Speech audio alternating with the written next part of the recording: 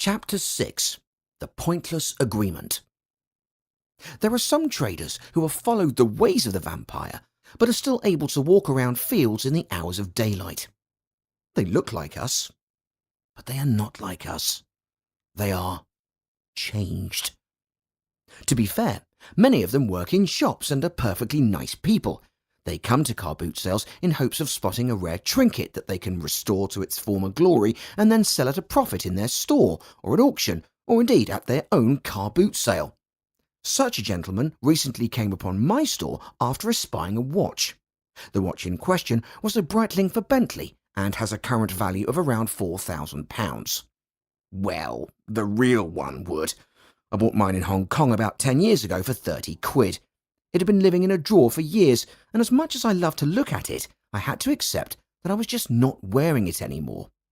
Many people asked about it at the stand. Indeed, the vampire traders had all taken a look, but were not interested in paying what I wanted, which was £30. A few people even tried it on, and one person joked that wouldn't it be funny if it were the real thing? I merely nodded and smiled, safe in the knowledge that such fairy tales of junk being found and worth thousands or millions actually only account for about 1 out of every 500 million people in the world. So, whilst it pays to be optimistic, you might want to take a closer look at your odds. And then this happened. Customer shall be given the code VIT, Vampire in Training. That's a nice watch you have there. Thanks very much. I was torn whether or not I wanted to sell it, but I just don't wear it enough anymore. Any interest? Well, you know these things. People ask the price. Some might come back, some might not. Right now it's still here and yours if you like it.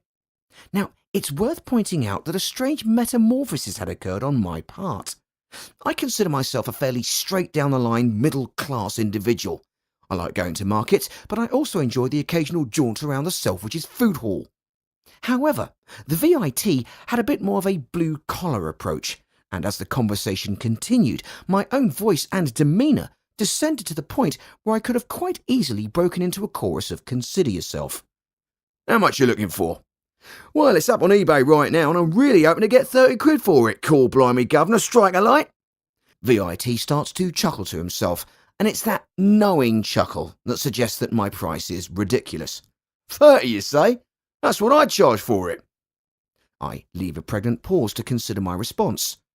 Then we agree. Knowing that our discourse was about to come to a close, I no longer felt the need to act as if I were in a Guy Ritchie movie. VIT walks away, and I'm left baffled at what had just happened. It's like this man feels he's at some warehouse that only sell to the trade, and here I am, a member of the general public, muscling in on his patch. Does he seriously think that I'm making a point of asking people if they plan to wear the watch or sell it on? After you've paid me my £30, sir, you're more than welcome to insert the said watch into any of your own available orifices. All he did was confirm that I was, in fact, offering the watch at a fair price, and as it was, I sold the watch a little later on that morning to a gentleman on whom it looked good.